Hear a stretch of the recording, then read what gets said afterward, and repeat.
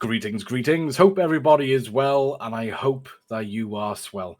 On today's episode 15 of the season 2 of Skill Issue Podcast, we are going to be discussing the one, the only Resident Evil Requiem. With me, as always, we have the one, the beautiful, the magnificent, the metal. How are you, mate? You know me, always fantastic. Dandy.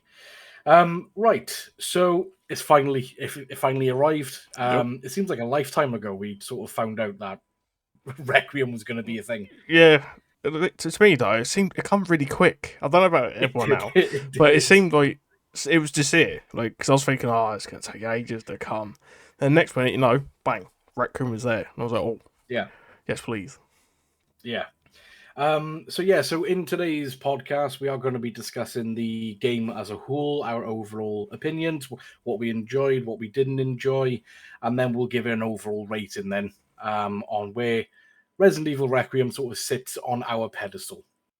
So they are going to be spoilers, so if you want to keep this spoiler free, I would highly recommend probably not watching the video, but the game's been out for a little while now. Yeah. And you've probably seen some stuff on YouTube. So, but if you do, also there is an alternate ending, because there's two endings. If you don't know, we'll talk about both endings. So if you've only seen one, if we get to that part, make sure you don't watch that part, because there is two endings, just in case anyone don't know. Exactly. But yeah, I think we'll get straight into it. But obviously, if you do enjoy the video, please consider subscribing to the channel. It does help us out massively. And let us know what you think of Resident Evil Requiem in the comments below. We would really, really appreciate it. Right, so first topic, the characters. Yep. Now, I think we're going to have to address the elephant in the room. The main character of this game is Grace Ashcroft, the daughter of Alyssa Ashcroft. Now, Metal, I want to know, what's your opinion of Grace Ashcroft?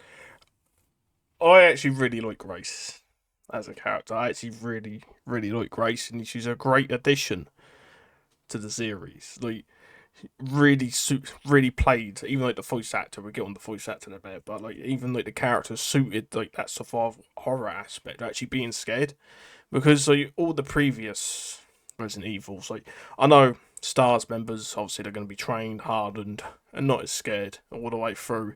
Even like Ethan, like when you played Ethan, he wasn't really that scared. Like, he didn't seem it anyway, because even like from 7th in the beginning when Mia comes up the stairs, like he didn't really react to it. No, at all, and like. Even when he got his arm cut off, really, he didn't. I mean, he was in pain, but he didn't like freak out or anything like that.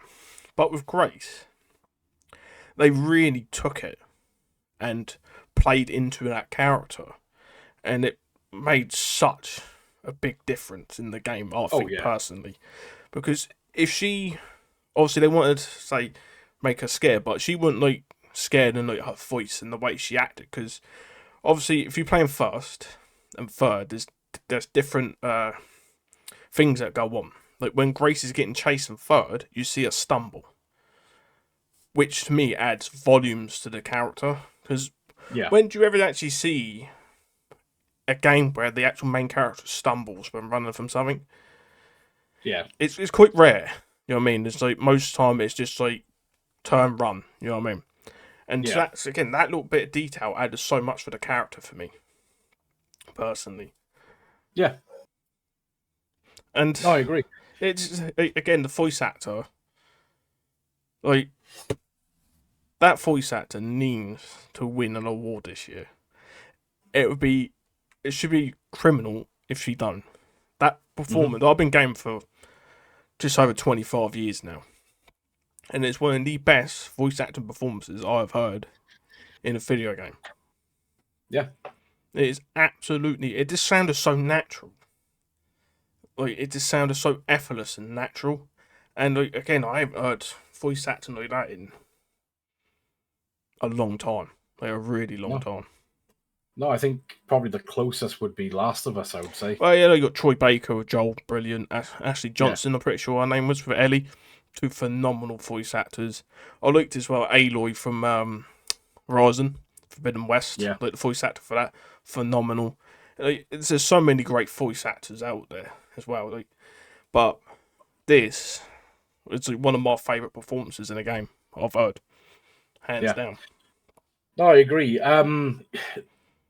The thing that really sold me, and you could see from my reaction in the previous podcast, was the scene where the hag, the big female creature, grabs Grace by the leg and literally throws her and swings her into the radiator. Yeah. And you could hear the pain in the voice. Mm. Now, for me, it's hard to fake pain, like to that degree. Yeah. And like, fair play to you, to the voice actress that did that. Like, fucking fair play. Yeah. But I love Grace. The little tiny details, like you mentioned, in third person, when you're running away from something, especially towards the beginning, she stumbles. Again, no, you sometimes see that in games, but it's normally at like fixed points where it's like an auto run, but it's literally you running as the character, and she stumbles, and it's such a nice touch. Because I've recently just started playing for a second time, and obviously I played Grace first person in the first playthrough. I've just done it recommended, first, third, so I've started both on third. And obviously, you get to that first bit where you first see the hag and you run towards her and all that, then you got to get the fuse, and once you run to the fuse box, I was running towards the fuse box. As I got there, Grace stumbled and went past it. And I pooed myself. Because actually, I thought, I could just tap it. But no, she stumbled and fell past it. I didn't think that she would do that. Yeah. And that bit of timing, even though I don't, it's probably like the stumble's probably RNG. But just that little bit of time of her stumbling, I was like, oh, I'm about to get caught here. But honestly, they really nailed it with Grace. Oh, they went above and beyond with Grace. Now, I saw on specifically Facebook a lot of people complaining about Grace on how skittish she is, this and that. And I'm thinking, look, yes, she's trained in the FBI, but she's not a field operator. No, she's an analyst. Yeah. And you can see that she's been trained because, for example, if you compare her to Ethan Winters in Resi 7, in Resi 7, when Ethan reloads the gun, he literally just drops the mag and puts in another one. That's it. With Grace, she takes out the empty one and then puts a new one in. Now, that's like military training. That's gun training. So it clearly shows that she's been trained, but she's never been out in the field. No. And that's why everything is so nervous to her. And again, the voice acting, the character design as well, and the lore behind it is, for me, I can't see how you can compare Grace to Ethan in regards to in the same tiers. Grace is in another league. Yeah, I agree. Don't get me wrong. Like, Ethan, he's a decent character. Don't get me wrong, but he don't really show much personality. No, at all. Because again, he's just. I mean, for example, obviously, it's the way Capcom made him, but. Even in the first one, he's not really scared. And again, he was an engineer. Right? He's not even been trained with a gun or anything like that. He was an engineer, and he gets thrown into this, and you don't really see him react in fear at all. But that's when then Capcom took that and they were well, this is going to be the survival horror part. This is going to be intense. So we're going to make the character feel it. If the character feels it, it's going to translate over to the player as well a bit more. Because the number one rule I always say about a horror game is the atmosphere. Right? It doesn't matter. The monsters can be a bit, whatever, and all that. But if you do not have that atmosphere and the character playing into the atmosphere, it's not going to be that intense or scary, in my opinion. No, it's not going to translate well. No, but with Grace, they've done such an amazing job, and hopefully, she don't get catcommed and just disappear. Yeah, because that could happen. Like Grace now may not come back at all. Yeah, because of the ending and that, but obviously we'll get to that part. But there's a good chance that Grace may not come back. Because Resi 10's leaning towards like, because there was a picture, I don't know how real it is, but it says Resident Evil X, and it looked like Ada standing there. It did look like it, yeah. I don't know how real that is, but it might be leaning towards more of a Chris Leon game. Yeah. But again, it's too early to tell, because I mean they probably are working on it right now, but Resi 10 may not come out for another 3-4 years yet, so yeah, it's a bit too early to tell. But hopefully, Grace does come back, even in the side game at some point. Yeah. You know what I mean? Just bring her back. Maybe next time, like, because she can have sort of like the same character development as Leon. Don't get me wrong, Leon Resi 2, obviously he wasn't scared, because again he's a cop. You know what I mean? Leon's always sort of been that brave, put himself first, protect others sort of person, right? Yeah. So he's not going to really show himself as scared, because he wants to be that person to put himself there. But they can do Grace as she gets like older. She can come more stern. Yeah. You know what I mean? And develop her character more. Because you can see her go from being absolutely terrified to growing. Then she can say, it's bingo time. You know what I mean? Like things like that. But we'll have to see with Grace. But I really hope she does come back. I'd love to see more of Grace. Yeah. Like, even during this game, you see the development of Grace. So, for example, where she's petrified of everything, she doesn't want to leave any sort of, safe space. And there's a segment where she finds a little girl called Emily, and Emily gets taken by the hag, and where she's been taken is through this really dark hole, and you can see Grace hesitate, and she's like, I don't want to go down here. But she's thinking, I need to do this. Yeah. And that's a big leap compared to where she was at the beginning of the game. Yeah. Because, again, she could have just turned around and left her girl. She don't even know. No. Like, she don't know that Emily at all. But she decides, you know what, I'm going down there. So, yeah. But that's the thing, they could well develop her character, and it'd be a really cool character to see develop. Yeah. Because, again, they're going to need new characters. Because, again, Leon 50 now. Resi 9, he's in his 50s. You know what I mean? Like, Chris is in his 50s. Jill's going to be in the 50s. Even though Jill's not been a playable character in the main line, since 1999. Yeah. Since 1999. She's in Resi 5, and you can play her in the side DLC, but I'm actually talking full-on mainline game playing Jill Valentine. Yeah. And the remake don't count, in my opinion, because it's not an original. It's a remake of the original. Yeah. So to me, that don't count. I'm talking flat-out original. So hopefully we get to see more Jill soon, because, again, in the timeline, they're getting on. And there's only so much longer they can keep doing this. Yeah. So that's why they can take Grace now and have her develop, and she could be in Resi 15. Well, Leon's in a wheelchair with rockets on or something. I don't know. You know what I mean? Yeah. Because honestly, I just hope she just don't get Capcommed and end up like Jill and like Carlos and all these other good characters like Sheva, and just completely gone.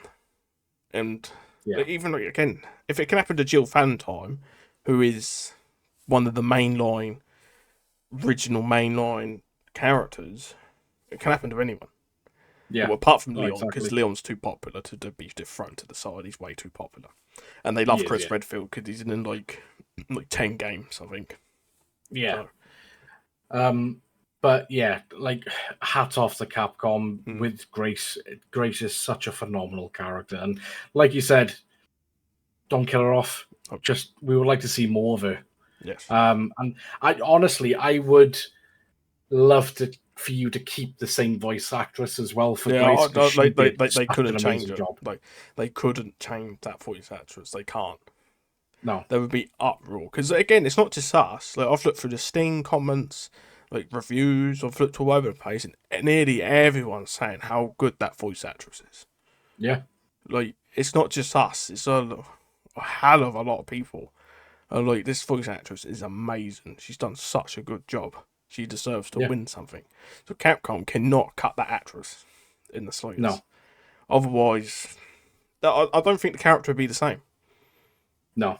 Like, it just wouldn't be the same. The same as like cutting, say, like Leon's voice actor. You know what I mean? Like, it just wouldn't be the same. No, I mean, there's some people, a bit like say Joel from The Last of Us. You couldn't have another person voice Joel, in my opinion. no. Like Troy Baker has to do it. If he ever comes back at Joel at some point, I should imagine there's probably some more Last of Us stuff cooking. He has to play her. Same as Eddie's voice actress. They have to play that character. Because I know they've changed voice actors a lot. Say with Ada. Yeah, and a lot of people didn't like it. But some people like the Resi 2 one. Me personally, I actually don't mind both. But I would like them to stick to one. Yeah, it would be nice. Because it's sort of it's because the voice changes a character a lot and it adds a lot to a character. And if it's not the right fit, it sort of just completely destroys the character. Well, for me, it's like what's his name from Code Veronica? Billy? Is it Billy? No. Steve. Steve. Like, he comes in, and I've said this numerous times, and it still gives my tits. He comes in on knees, both knees, dual wielding like machine pistols, looking badass, and then he sounds like Mickey Mouse. Yeah, but again, that was the time, wasn't it? Like, I know, but like, don't do that again. Nah. Obviously, the remake's coming, which is apparently coming out next year, so we're gonna see.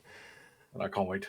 Yeah, it's but honestly, Grace, 10 out 11 out of 10. Yeah, like phenomenal character, and it's one of the few characters I actually want to see more of. I actually want to see more Grace.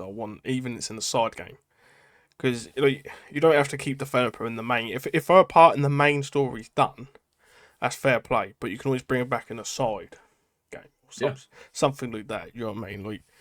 But we'll just have to see what they got cooking for Grace, because I don't know if they actually thought Grace would be this popular.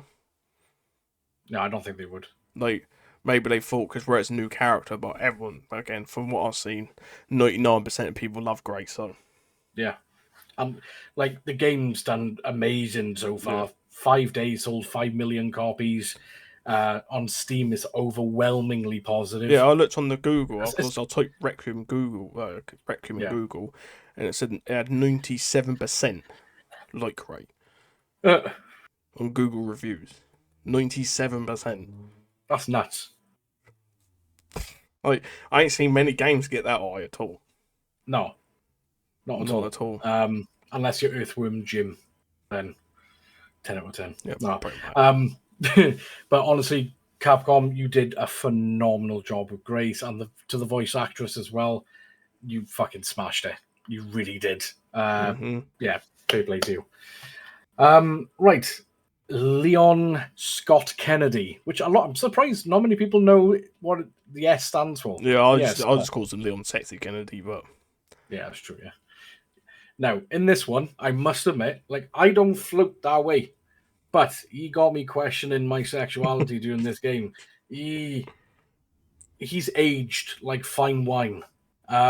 He's a lot more rugged compared to his counterpart. Like, even in Resi 4, when we thought, right, he's been chewed out and spat out. This one, he's been chewed, he's been swallowed, he's been defecated out, and he's still looking like that. Oh yeah, and like, he just don't care in this one. Like, the one-liners are everywhere, and they're everywhere. Hilarious. Yeah, like my favourite one, I still like when he's tied up with Gideon, and like Gideon's giving him orders. Yeah, like I died and all. When I heard, I wasn't expecting it. Obviously, Gideon's doing all his part and all this. Like, slices his neck a little bit, and Leon goes, "I've got a question for you. When's the last time you brushed your teeth?" Yeah. Yeah, because he goes, "You're an investigator. Why don't you investigate? Ask questions." And he goes, and then he cuts his neck, strokes his head in a weird way, and then he goes, "Yeah, I have a question. When was the last time you brushed your teeth?" Like, I died. I absolutely died. But like, for me, this version of Leon is now my favorite. Yeah, I'd say he's probably my favorite version of this Leon. Yeah, he doesn't care. He's been through the ringer numerous times. It's just, I think it's just the whole aspect of him not giving two shits. Yeah, but you can see it in his face. Like, he just like, because where he's done it all before, he's just like, "Come on, mate, hurry up!" Like, Yeah. Like done this. There's even some parts in the game where he goes, "Oh, this again, like again." Like he's because where you do like the hold off bit where you obviously pull the thing down to open the thing, and all those blister reds come out in the chairman's office part, and he's like, "Oh, this again." Like those little bits like that. He's just like, "Oh, come on now, just hurry up and get it done." Gotta go. And it's like even the little corny one-liners where he's having like a little shootout race with Gideon, and he crashes, and Leon just goes, "You should have wore a helmet." Like, why?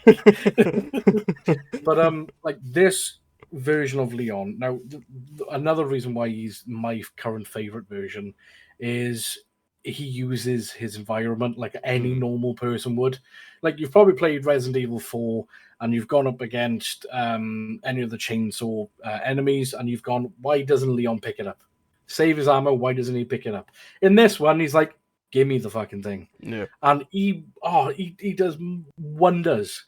I wasn't too keen when I first saw it through the trailer with the axe. I wasn't too keen, but after playing it, I understand it, and it just adds more to Leon. Yeah, I actually like the axe and that. I like it now. And some of the actual kill animations are really cool, and they're quite brutal as well. Yeah, like some of them like stand there and they hack at their head like 3 or 4 times and then cut off and stuff like that. Like, that's another thing. Like this game as well, like made it really like bloody and gory. Like limbs coming out, blood all over the walls, but that's like again, it adds so much to that as well. Yeah, being like actually seeing like heads fly off, legs fly off. You know what I mean? And, like seeing all the blood on the walls, it's really adds to it. 100%. And again, the voice actor for Leon, it fits the age perfectly. It's good. It's rugged. It's Leon. Yeah, you know, you can't really go wrong. What I like about this Leon as well, you do see glimpses of like the Leon that still does care, that he wants to protect people. Yeah, like because again, spoilers. Give it a second in case people want to pause and blah blah blah. There's a part when you get to Raccoon City and you go to Kendo's workshop. You go out the back and you see like the skeleton of Kendo's daughter, and you see Leon kneel down, looks at the skeleton because he knows. You see the flashback, and he says, "I couldn't save him." Like I'm so sorry. Yeah, I'm so sorry. I couldn't save you. And like you can still see that Leon's still there. That he still wants to save people. Yeah, I mean, protect everyone. And like again, spoilers. This is to do with the ending, so I'm gonna give it a second. In the alternate ending, obviously, he sacrificed himself to save Grace. And before he gets his head blown off, he says, "At least I saved you." Yeah. Because that's all he wants to do, is to save people. Like, he don't care about himself. Like, no. he would willingly sacrifice himself for anyone. And that's what makes Leon such a good character. Like, he's got all the charm, all the one-liners, but he's still that guy that just wants to save people. Yeah. Like, and I think that's why I love Leon the most, because like his character development is probably the best out of all the original characters. And like in this one, he's so badass. He, like, especially towards the end, even when he's at his absolute most vulnerable, he's still willing to put his life on the line and help others, regardless. Well, that's the thing as well. Like again, spoilers towards the end of the game. He's near on death. Like he's nearly dead. Well, almost turning, should we say? Because again, he's affected with a T virus. So he's still willing to just say, "Grace, you go." You know what I mean? At least I can save you. You know what I mean? But again, that's just Leon in a nutshell. And get said, I 100% agree. Like his character development is just from that green behind the ears rookie cop to obviously now Leon, which is just this like whatever, don't care, get out of my way, I've got people to save. You know what I mean? Yeah. And I love it as well, because obviously you got the old memes where he does unnecessary flips and stuff like that. In this one with the chainsaw, he literally just does this. He just doesn't care. Yeah. He's a bit older now. You know what I mean? He's back. But he still does the roundhouse kicks. Oh yeah. Well, there's one more thing we've got to mention about Leon in this game. What? He's married. He is. Yes, he is married now. So I'm not playing any more Resident Evils.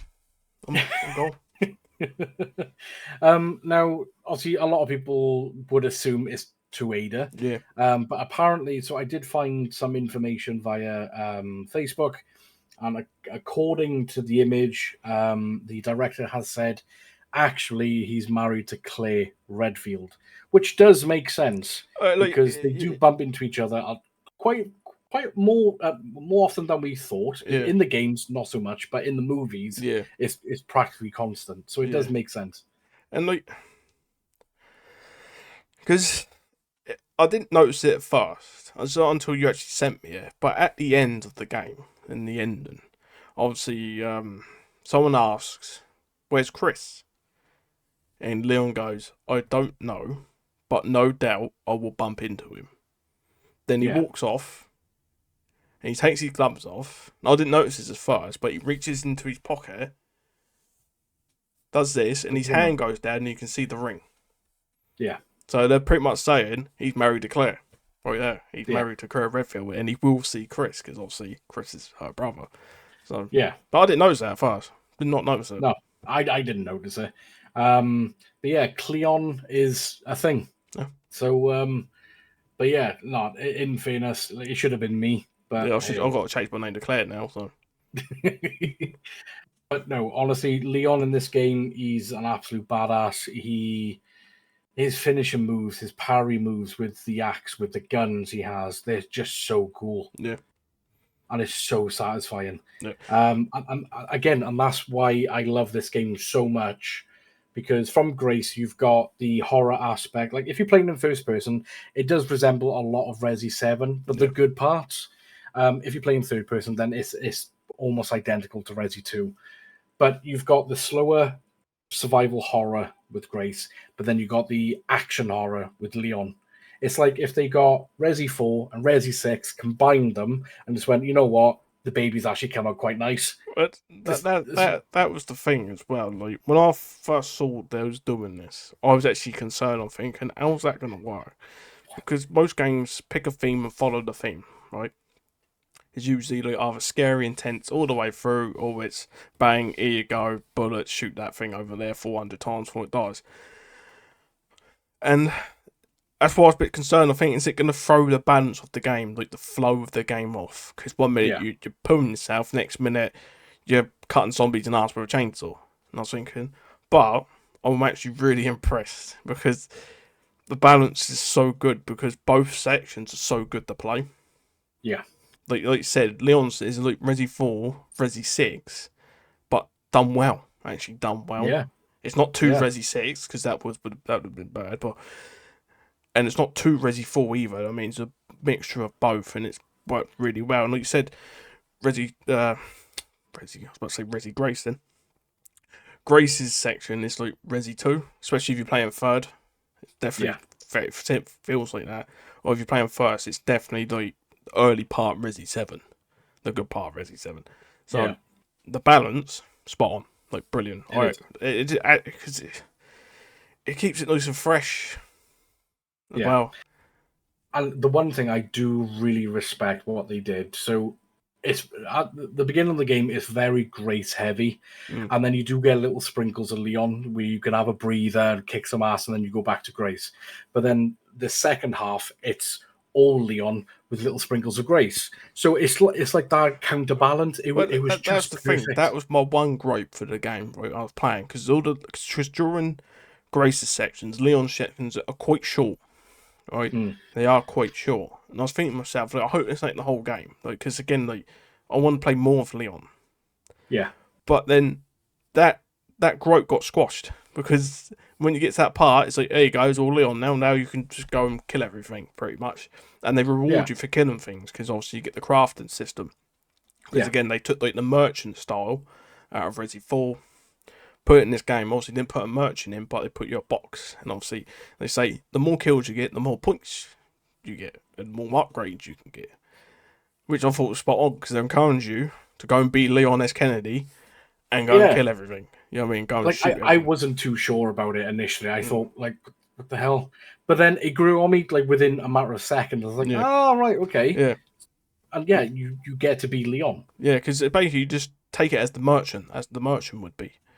But instead of finding all the little hidden treasures and all that fun stuff, they went, instead of doing that this time, which you've done beforehand, because again, there's no little hidden treasures. Well, there's little ones, you know what I mean, where you can find around and stuff like that. But it's not like one's hiding out in the ceiling. There is actually, but like all the little like sneaky ones, basically. Yeah. And you got to go around and looking for hours. You got those little boxes. Even those little boxes are actually lights, and they got stuff in them, and you shoot down. But they're just like, just go and use your bullets. Like, that's what they're saying. Go and use your bullets, and not hoard them. You know what I mean? Go and use them, and just get all the upgrades, and like even all the guns and that. Like all the guns felt really good to use. Like every single one felt really good to use, especially the shotguns. I actually love the shotguns in that game. They actually felt like they packed a punch. And like, you could just go bang, bang, bang, bang, bang, and take like 6, 7 of them out. Yeah. And again, another hidden detail, and it just shows the love and passion that Capcom put into this game. With Leon, when he uses the Requiem, when he uses it both hands, you can see it does kick.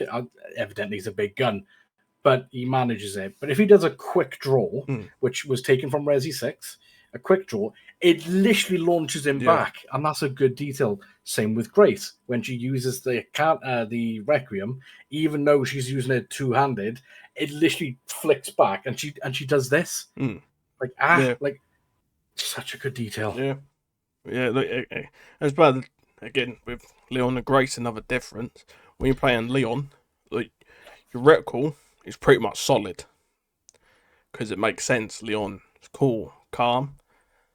He's been in this situation so many times, it's just like whatever to him. Like, again, here we go again, basically. Yeah. He's basically like CJ from San Andreas, you know what I mean? Yeah. He's like that. And Grace, again, has never been in this situation. She's always worked in an office. She's an analyst, you know what I mean? And then when you aim with her, the cursor's going everywhere, which would make sense because she's pulling herself. Because again, it wouldn't fit the character. Because again, if she was pulling herself and her aim was dead straight, it's like it would make no sense. Well, it makes no sense, would it, at all? Because even those tiny little details with the hands, you can see her shake, especially in third person. You see her arms shake and everything. Leon, obviously Stonewall, but it adds so much detail to both characters, like so much. Just that little detail, because the fine details what really make a game. Because what people look for. Yeah. They look for those small little details and see how much passion they've put into your game. That's why all the most successful games have done all the small details right. And everyone goes, all right, they've done that. They've done this. They didn't be lazy. Which is fairly easy to do. You know what I mean? Yeah. They could be this Resident Evil, of course, they could be lazy. I mean, people are still going to buy the game. Yeah. But do they want people to love their game? That's the real question. And this one, they wanted it. Because they said this is the most expensive Resident Evil ever made. And you can see it. See that. You can see it. You can see all the detail and everything they put into this game. But it's... Yeah. But yeah, Leon, 11 out of 10. Yeah, again, Leon, again, like, I mean, again, Leon might not be everyone's cup of tea, but majority of people, Leon's always going to be a 10 out of 10 for me, because especially he's a great character, and he's always fun to play as Leon, so always 10 out of 10. Yeah. Right, we got Victor Gideon. So this is the main villain of Resident Evil Requiem. This is the guy that looks like Mad-Eye Moody from Harry Potter. And the person that Leon S. Kennedy asks, when was the last time you brushed your teeth? I really like Victor Gideon. Yeah. He's like, I think out of all the main villains, I don't think he's the best one. No, I agree.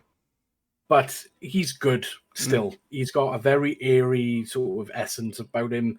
His the voice actor, superb, because the voice itself.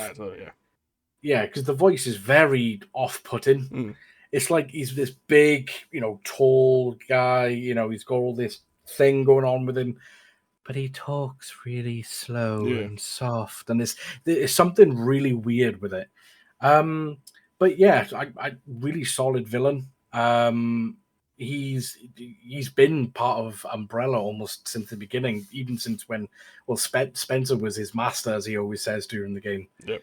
And yeah, I think he's a solid villain. Like, I don't think he's on the same level as like Nemesis, Mr. X, Lady D. No. But I think he's probably like, if I had to put him in a tier, I'd probably put him in A tier. Yeah, I'd say he's definitely like A tier worthy. Like, he's definitely a good character, and the voice actor carries that character a lot. Like, the voice actor does really good, and because then he's not like other bosses where you fight him throughout the game. Like, you only really fight him. Spoilers. Towards the end. Towards the end. That's the only time you ever fight him. Like, all the times like Birkin, Nemesis, like Lady D, you have these little segments where you are fighting them a little bit, then you move on to the main fights. With Victor Gideon, you don't. Like, he's throughout the game, but you don't fight him to the end. So in that sense, he's a lot different because he seems, again, he's a lot more in control. Yeah. He's obviously infected and all that, but he's way more in control. Yeah. Than, say, obviously Nemesis, because obviously Nemesis and all the rest of them. So that does suit the character a lot more that you wouldn't fight, because remember, he's a scientist first. Yeah. Remember, he is a scientist, so he only really needs to fight if he has to, and of course, towards the end, he's got to. So, I like the character. I actually thought Fittigan adds a lot to the game. Yeah. And again, it does have cool moments. Like, I usually don't like scenes like this, but with the motorbike, like, I usually don't like that in games, because to me, it just sort of takes you out. Yeah, it feels more arcadey as well. But I actually liked that. It was actually quite fun. Especially with going, like, seeing Victor Gideon. And I didn't realise how tall he was. Oh, he's very tall. Like, he's massive. Like, he picks Leon like a little ragdoll. You know what I mean? Like, he just picks him up. Yeah. He's absolutely massive, which makes sense being that big. Because, spoilers, because technically he's a nemesis. Like, he has the nemesis forest, because even at towards the end, you see him, he turns into a nemesis. Like, obviously the final stage of a nemesis. So he is a type of nemesis. So it makes sense him being that big. And even Leon makes a comment about it as well. Yeah. But yeah, overall, really solid villain. Yeah. I got no real qualms with him. I think the only thing that let him down, if you want to say that, is like if you compare him to Nemesis, Mr. X, Lady D, it's because you're going up against him throughout the entire game, so you get that more engagement. But with this one, you don't get as much, but still, he's still a solid character. So yeah, I'm happy with that. The next one then is Zeno. Now it's up to you if you really want to delve into it, but we can have a little quick word of Zeno, because again, I think the character's good. Like, I mean, it's pretty much Albert Wesker, but it's not Albert Wesker. You know what I mean? Yeah. Because there is a note in the game where they say where they can make clones and transfer the memories over and all that fun stuff, and it don't quite work out. So I think, again, I could be wrong. I've not really looked into lore too much. I think Zeno is an Albert Wesker clone, and I don't think the memory transfer really worked, because again, he don't really act like Wesker. You know what I mean? No, he doesn't. He didn't say, "I got 7 minutes." You know what I mean? It's like, that was like he did say something close to it though. He's like, I don't have time to. I don't have time for that. And obviously, another familiar face comes down. Obviously, Mr. X comes back, which again, I didn't see it coming. Yeah, but I didn't see it coming. But you can sort of see the game leading to it, because it's like you're back in Raccoon City now. Guess what? Guess what? Because they bring Spiders back, which is, again, hasn't been in the mainline Resident Evil since the early days. Like, I'll probably say Resi Zero, I think. They're probably the last one, because even though in the timeline that's like the first one, but that's like, I think if you're going by release, then it'd be Resi Zero. Yeah, I think so. Yeah, I think you're right. I don't think Code Veronica had a spider. Code Veronica, I think, was before Zero, I think, if I'm not correct. Yeah. But, yeah, I think you're right. I can't remember the top of my head, but If everyone can, let us know in the comments. But Yeah. yeah, I'm pretty sure you're right. Since the last time I've actually seen, because obviously not in 4, not in 5, and not in 6, and not in 7, and not in 8. So, because they're in 1, 2, 3. Name 3? Yeah, they're on 3. I'm pretty sure. Well, the original. Yeah, pretty sure. I I should know. Like, it's ain't been that long since I played it, but I'm pretty sure there's spiders. It's definitely not in the remake. Yeah, no, there is spiders. Yeah, because you can get them in the Carlos's bit, I'm pretty sure. All right, okay. And when you go to the hospital, what was that, chimeras? There's either Jill gets spiders. No, there is spiders in the clock tower. No, there is, yeah. No, there is spiders in the clock tower, yeah. Yeah, it comes to me now, because when you run up, once you go up the stairs and you go actually to the ladder to the clocks that are there, then we come back through, they're not there, because obviously triggering them and stuff, but then they're a bit further down as well. They're in like sewer parts and all that fun stuff. But yeah, I think you're right. Zero's the last time we actually technically see zombies. Not zombies, spiders. Zombies, yeah. But it's good to see. And this spider was like, again, I'm not arachnophobe, right? I don't mind spiders as long as they're not on me. They could be across the room, don't bother me. But that one, I thought, like, it's horrible. I was like, that's what I thought myself. Like, because obviously Resident Evil, again, don't really have like filters like that for arachnophobia. Hopefully, they might release an update, because where this game's really popular, they might release an update to do it. But I don't know what they're changing it to, because it is meant to be a spider. It's Resident Evil. That's the thing.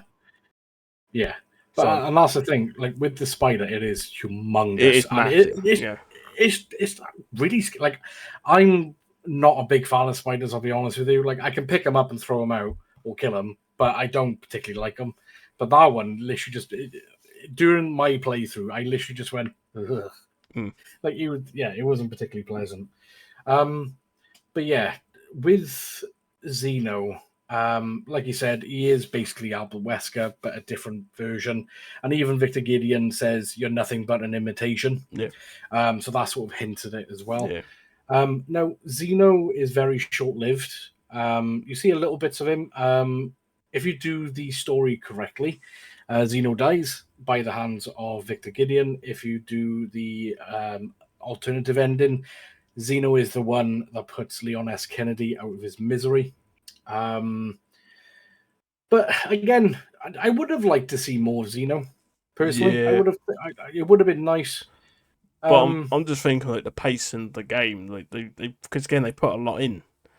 They did put a lot in. Because again you got a giant spider fight, which again you've not had in many years. Because they sort of nodded it back to like say like you're back in Raccoon City now, so we're gonna bring some of the old ones back, spiders, Mr. X, all that fun stuff. Like Mr. X turns into a super tyrant and you fight him, and like there's a lot going on, especially when you're changing back and forth and all that fun stuff. Yeah.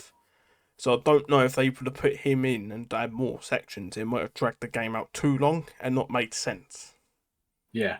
Or alternatively, what they could have done is not kill Xeno.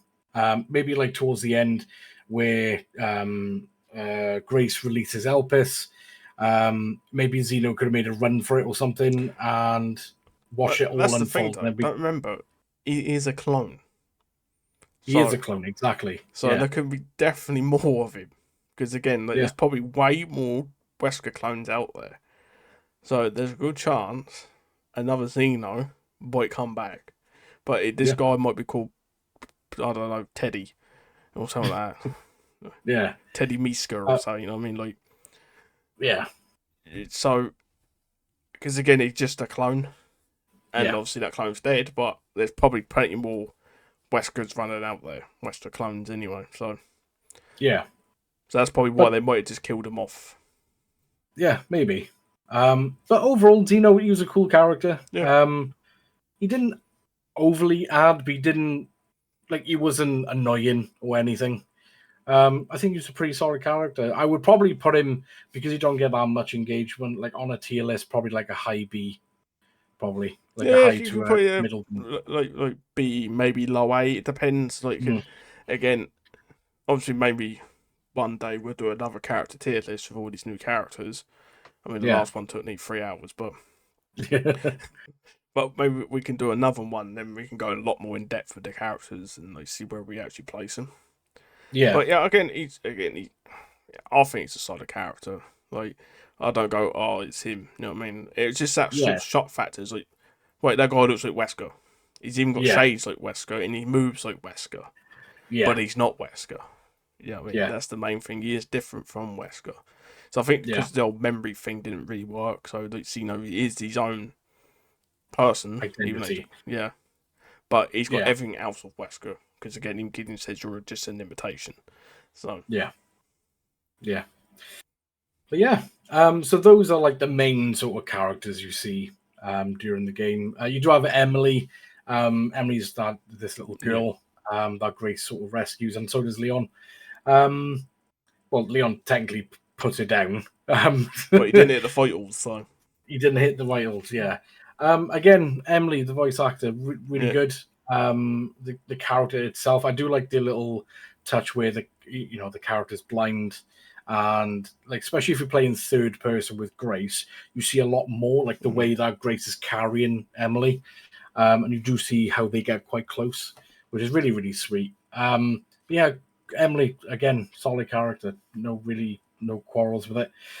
But yeah, now, we've basically covered the gameplay, doing the characters. So we'll jump to the weapons. So there's quite a mixed array of weapons, but I must admit, this Resident Evil, all the guns were viable. Yeah, it wasn't like Resi 4 with the bolt bloody thing. Yeah, we don't talk about that. I don't talk about that. I don't assist. No, but all the guns in this game actually felt really nice to use. Like, I thought anyway, and they sounded good, and they actually feel good to shoot zombies. They actually felt like meaty. Yeah. And what I noticed the other day is as well, when I missed a bullet, hit the wall, you can actually see the impact. Yeah. I didn't actually notice that because I noticed the other day when I see the dust. Because again, I don't really miss, so it's quite rare for me to miss. So. Like, I just noticed it and it caught me on. I was like, I just see like the puff of like dust coming off where the bullet hit. Well, I didn't actually notice that beforehand. So I don't think they've. Correct me if I'm wrong, but I'm pretty sure no other previous Resident Evil's done that. I think Resi 2 remake and Resi 3 remake had like made bullet holes and stuff like that. But another feature you may have not noticed in Requiem. Every time, so I didn't notice it too much with Grace. I didn't really notice it, but with Leon, every time he shoots, a little obviously the casing for the rounds, they plonk onto the floor. If you leave the area, even like for 5 minutes, come back, they're still there. I didn't know that. Yeah, they're still there. Again, another detail. Yeah, detail. Don't need to do it because most games you don't even see the casing that hit the floor. It is you see it fly at the gun, but that's it. But the cool thing is, they're interactive as well. So if you walk over it, they move. I did not know that. Another detail. They didn't have to put that in. No. But it just shows the love and care. A lot of people are not going to look for that, are they? They're not going to. Not like as well, especially how reloaded, especially the shotgun. Like how he reloaded it and that, and it looked really obviously technical and like it's the actual gunplay is so fun in that game. It is so fun. It's just like Resi 4, but it feels better to me. I think it's way better. Yeah, it feels. I'm not saying Resi 4 gunplay is bad at all. I love Resi 4, especially the remake. I love it. Beat it countless times, all that fun stuff. But I do generally think the gunplay in Requiem, it just feels nice, and it just feels so like chunky. Fluid. Like chunky. When you hit a zombie, it actually feels like you've actually hit them. Yeah. And, the guns sound really good as well. Again, the sound design the whole entire game's really good as well. Oh, phenomenal. Really absolutely phenomenal. But yeah, literally, like if you're thinking, I don't know what gun to buy, this and that, buy them all. They're all good. Yeah. And it's right, because they're not dear either. They're like, no. They're not dear, and they're not like they're going to take you like hundreds of thousands. You can upgrade them pretty nice, and especially like in say New Game Plus. Even though the game don't have an official New Game Plus, it still is because you get when you play as Leon, you get the box straight away. Yeah. and that you can start getting your guns straight away. Like, you can get the shotgun straight away and sniper rifle straight away, and you can get upgraded immediately. So by the time you get end game, everything will be like obviously solid. So I think out of all the guns, my favourite was the shotgun. Like, that's the second one you Yeah. bought, because that just felt so good just to pick up and just start blasting. Yeah. And I like the sniper rifle as well, the second one. Yeah, well, that was the thing. I love the bolt action, especially if you took the scope off. When you go into third person, it just looks so nice. But I did love the EBR, the semi-automatic rifle. I thought that was great. But literally all the guns were good. There were some obviously better than others, as in any Resident Evil game, but all of them were viable. Like, you can get through the game with the alligator slapper if you wanted, which is the pistol, by the way. But yeah, and even like Requiem, even using Requiem just felt so good when, especially lined up like 3 or 4 zombies, you like bang, and it's like, yeah, one bullet, 4 of you dead. But then you do that and you realise, hang on, they could have turned into blister heads. Yeah. You know, oh, lovely. I can make 4 blister heads here, lovely, fantastic. Again, that's another great feature, by the way, like bringing back that Crimson Head style enemy. Because Leon, obviously, he can deal with them perfectly fine. Like, he can deal with them fairly easy. Where Grace, not so much. Really struggles, yeah. She does struggle. Unless you got one of those injectors, you're going to struggle. Unless you use the Requiem, say, again. But, again, do you want to use all your Requiem bullets? Yeah, that's the thing. So, like, even adding that blister heads. And they have a one-shot move, which happened to me a fair few times, because they sort of charge up, they just dash towards you and they hit you. Your health just goes dead. And it's like, which again I like. I like that, because the enemies like that should have again attacks against like the hunters. They could one shot you years ago if they do. You hear them screech, they do the leap, take your head off. So it sort of made you like fear the enemy a bit. Yeah, because you think, oh no, I could get one shot here. And so you had this special enemy, like the blister head, and it couldn't really do that. It's just like, it's just another zombie that's just a bullet sponge. Because the blister head with the pistol, I found you couldn't really kill it unless you staggered it with the pistol and then stabbed it. But if you kept shooting the pistol, it just, because one of them I put about 20 rounds in. Yeah. Don't get me wrong, I missed a couple. But I put about 20 rounds in, but it just didn't die. I was just like, well, I just wasted all my bullets, so I've got nothing left. So I literally had to reload. Literally, I just went, no, I'm just going to reload. I'm just going to die anyway, because I can't get out of the room. Because because obviously I had the chunk. I went back into the examination room, and obviously I made a blister head in there, and I went out, there's a chunk. I turned around, I thought I'd try and kill the blister head before the chunk gets here. No. Took 20 rounds to it, I looked around, the chunk was there, blister head was there, I thought, I'm dead. What am I going to do? What am I going to do? Yeah. Right, locations. For me, like when you play, like for example, Resident Evil 2 remake, one of my favorite Resident Evil games. There's, especially with Resident Evil in general, there's a lot of levels where people don't like specifically Resident Evil 2. You've got the sewers. Nobody likes the sewers, and I'm one of them. Now, I'll be honest with you. With this game, I didn't find any level I didn't like. To be honest with you, I enjoyed all of it. Yeah, no, I agree. I actually don't mind any part of it. Again, I'm probably going to play through the game a lot more, so my opinion may change later on. We'll see. At the moment, I've only played through 1.5 times. But so far, even even though you can sort of get a sense of an area, because when you play it for a second time, you think, oh no, this bit's coming up. But for me, I'm like, oh, this bit's coming up now. You know what I mean? Like, that bit's coming up. Like, the actual level design, especially in the care centre, to me, it was like a mix of the mansion and RPD. Yeah. That's what it felt like to me. It had that sort of feel. And, like, the backtracking wasn't too tedious. No. And it made it stressful. Like, that's one of the good things about this first playthrough, which I wish I could feel again now, because obviously I've got an idea what I've got to do and go, and what to make, and all that fun stuff. Is that level, some parts were so tight. And you make that one mistake, you could have all those zombies on you. You could have the chef on you. You could have the chunk on you. You could have blister heads on you. And you're playing as Grace. And you may have literally no bullets.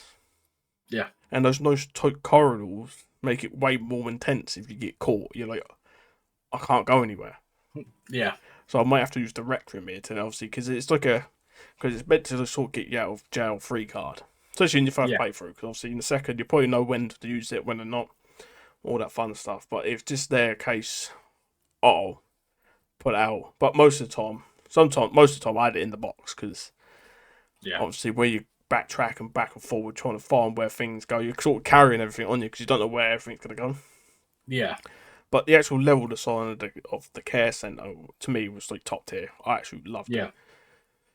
And it all linked around nicely, and everything could come back to that main centre. I really liked the care centre level. Yeah. No, I completely agree. Yeah, Rhodes Hill Chronic Care Centre. The design is beautiful. You've got new variants of zombies, so obviously, like Metal touch upon, you got the basic ones, and then you got the blister heads. But you also got the singers or the screechers. Yeah. Now, when I first heard it, I was like, "What the is that?" And then you could see it, and they're all like dancing elegantly and things. That's what builds that atmosphere as well. Yeah. As well, because they just say that in this sort of variant of the T virus, because everyone thought Alpus again was the virus. You know what I mean? Like everyone, especially I thought Leon was affected with Alpus and all that fun stuff. He thought it was Alpus, but obviously we'll touch on that towards the end. But that's what I liked about it. It's just because it made it really creepy. Like I wish I was someone who actually got scared playing games. Because actually, because again, I'm quite stonewall. Like I don't get scared or intensed. Oh, I do. Like I sort of sit there like that. while playing, and there's just something scary happening. I go, or you see me jump. And, I've seen you jump once in almost 4 years. Yeah, this is me jumping. Yeah, that's literally it. That's it. Oh, that scared me. That did. That's what I do. Yeah. You know what I mean, but I wish I was way more jumpy and actually, because it seems like you enjoy it a lot more because you get to feel more. It's like that little brief of adrenaline rush. Yeah, basically, and I wish I felt that more. But obviously, I grew up on horror films. I didn't watch Disney films. I watched horror films. Yeah, and I played horror games again. I played Resident Evil since I was a little kid and stuff like that. So I'm sort of numb to it, should we say? Yeah. But even I do admit in some parts, I did feel a little bit intense in the game. Mostly I felt stressed because I'm like, where do I go? What do I do? I've got all these round me. I've got that big chef guy over there. You know what I mean? I don't know what to do. You know what I mean? But I love that, especially playing a brand new Resident Evil and it feels that stressful. And it's like, oh, what do I do? Yeah. And again, the Rose Hill Centre, I think it's a really good level design, personally. I think it's beautiful. It's made very well. I think they were proud of it as well because they made the it's on a table next to where you first meet the singing. Yeah. You see it's got the life size model. Yeah. But yeah, it just the overall design of it is fun. Like there's one part, and I rang you shortly after. I was like, "Where are you?" And then you said, "Oh, you were here." And I was like, "Did you expect that?" It was with the bulldozer. Yeah. And I was like, "I did not expect that." To be honest with you. No, I didn't expect that in the slightest coming out at all. Even though I was like, "Oh," I was like, "Oh," but again, I actually didn't mind that part personally. No, I didn't mind that part, but I just didn't expect it. But I think the overall design of the actual main care center is and the enemies around it. And what I'd like to know, it wasn't flooded with enemies. Yeah, it wasn't. There was a set limit. It wasn't too less, or there wasn't it was overwhelming. You know what I mean? It was, for me, it was just enough. Enough to sort of get around and think, oh, I've got 1, 2, 3 in here. If I go down there, there's a couple more. Because again, if there wasn't enough, boring. If it's too much, it's like, what can I do? Yeah, what can you do? It's frustrating. So that balance of having those right enemies in the right times. Yeah. And again, the different variants, the singer again, adds so much to the atmosphere. Because, again, it's creepy. You walk along, you can just hear it singing. Yeah. And if you walk, say, you got the chunk, the big boy, you know what I mean, which literally blocks the corridor and you can't get past him. And, again, not another good little feature. You can either shoot him, or, what I liked, because where he's so big, it don't take one injector, it takes three. Yeah. I didn't realise you could kill him until the prompt came up. Yeah, I didn't know you could actually kill the same. I didn't know you could kill him until I got near to the end. I thought, I'm going to try and see if I can. And I used like two. I think I hit him in the Requiem and like a few pistol shots. I didn't even know you could kill him with the injector. I didn't know. Yeah. But yeah, it takes 3. And if you do, you get rewarded for it. Yeah, same as the chef. The chef only takes 1 though. Yeah, chef only takes 1. But yeah, it's just like you said, it's the perfect balance. The level design, you can get lost, but it's very quick to sort of navigate and learn how to navigate. And like for example, there was this part where before you go into the level 2 area, I can remember going like near the fence metal wall thing, and I started walking, and then 3 just came out of nowhere, and one of them had like a massive ass bone saw, and I was like, oh shit! So I had to run back, see if I can lure him into this one corridor, so then I could swoop in, and that's good game design because you have to really think. Because you can either go in head first and use the Requiem, or you could save your rounds and maybe try and navigate another way. Because as Metal knows, stealth and the word royal does not go well together. I am useless. But even this game, I impressed myself with the stealth. I actually thought I did a decent job. But it just helps with the level design. The underground, I really liked this. Yeah. You're going to hear us say this quite a lot, but the atmosphere of the underground was phenomenal, in my opinion. The basement area we go down, again, I enjoyed it, even though I thought when I went down, I thought, here we go. Like, here we go. The stalker is going to be on me constantly. It's going to be annoying. Like, I ain't going to have a chance to breathe. But they give you that chance. But the stalker stays for a bit, but again, if it's not hearing you or seeing you, it's going to leave. Which, obviously, in previous games, the stalker usually don't go. It's usually always constantly hunting you. But this one does, so it gives you a chance to breathe. Well, that's what you think anyway. Because obviously some of the zombies do come alive, and then you think to yourself, I've got to shoot them now. Make noise. Yeah. So it's like, So even though on my second playthrough now, I know which ones comes alive, so I've just been injected them, which is obviously make the area 10 times easier. But again, like, foresight's everything, isn't it? So yeah. But in that first playthrough, it was again a tense because you think to yourself, like, if I make noise here, if I shoot that zombie, the girl with the hag, whatever her name is, she's gonna come. Yeah. And like, do I really want that? And again, because they did say previously in the trailers and all that fun stuff, like Grace's section, you're gonna have to pick either to shoot or sneak. You're gonna have to pick what you want to do. Yeah. And in that section, a lot of it, if you shoot. Because again, if you light the area up, you're fine. Because obviously the girl can't go in there. But if you don't and you shoot, she's gonna come. Again, it makes it intense. It really does. Just actually your decision thinking in the first playthrough. Because the first playthrough of this game is actually really good. Especially in these little sections where you actually got to think of thinking, do I really want to have the hag on me? Especially if I ain't got the rec room on me. Yeah. Because I don't think you can. I don't think you can inject the hag or the girl with the injectors. I don't think. No. And to make things worse, on Insanity, you can't use the Requiem on the hag. So in any other difficulty, the Requiem stuns the hag temporarily. On Insanity, it does jack shit. The only way to stagger it is using the lights. Yeah. Now I did a very big brain move on the underground bit, so I was getting chased by 2 blister heads, and I thought, and there's this one room, it's very small. You can crawl in like a sort of air duct, or you can climb on the box and jump through the hole in the wall.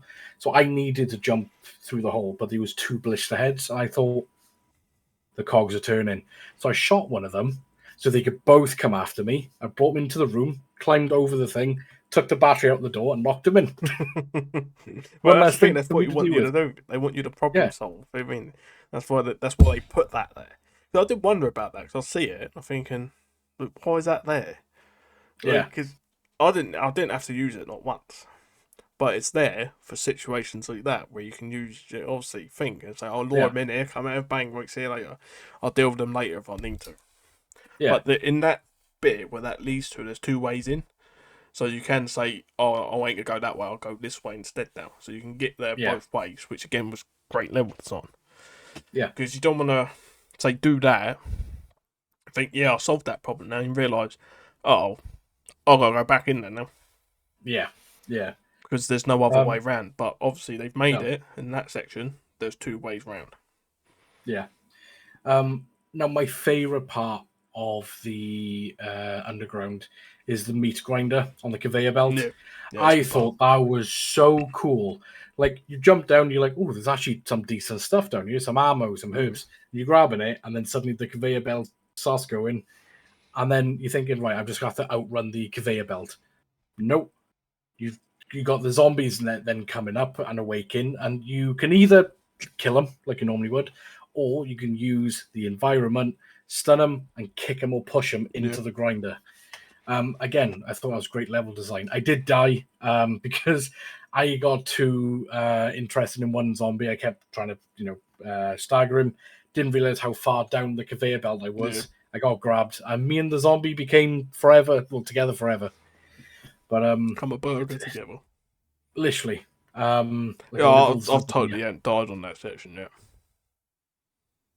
I did yesterday. My first time. I did, yeah. Again, I was killing one zombie and I got grabbed by another. Yeah. Then as soon as he grabbed me, I was in the grinder. I was thinking, oh. Yeah. That was fantastic. And that's another thing as well. The death scenes in this game are brutal. We'll touch upon it when we talk about the main boss fights, but there's some of the death scenes are horrific. But yeah, like for me, underground, a solid level design. Yeah. It's airy. The atmosphere is phenomenal. Can't go wrong. And again, it's the pinnacle of making choices, especially again in the first place. Second place, it's always different because you know what's going to happen and what one's going to come alive and blah blah blah blah blah. But in that first playthrough, it was a really good, solid area, especially to make you think, hang on, if I shoot now, the girl's going to turn up. Unless I light this area up or do I sneak and all that fun stuff. Because obviously now I'm playing for the second time, I'm in a much better position going down there than I was when I first went down there. When I first went down, I barely had anything. Oh, I had nothing. Literally nearly nothing. But now I've got like 4 or 5 objectives going through, all three going down through there. Because obviously, you know what to build now and like what to use and all that fun stuff. So, yeah. Right, Raccoon City. Now I've seen loads of things online about it. Loads of people have been asking Capcom to make a free roam variation because it was so well done. Yeah, that would be cool if you could visit the places Jill went in Resi 3 as well. But even though it's obviously different parts of the what you might call it, of the city, but even though Jill does go to RPD, you know what I mean. But she goes to different parts and that. Get a phone call. Sorry about That's that. Fine. It's fine. But like, I wish, I could. That would be so good if they did that. Like that would so tickle my Resi nerd in me. Oh, like it'd be orgasmic. Like literally, it would be orgasmic. Like, what's the noise? What's the...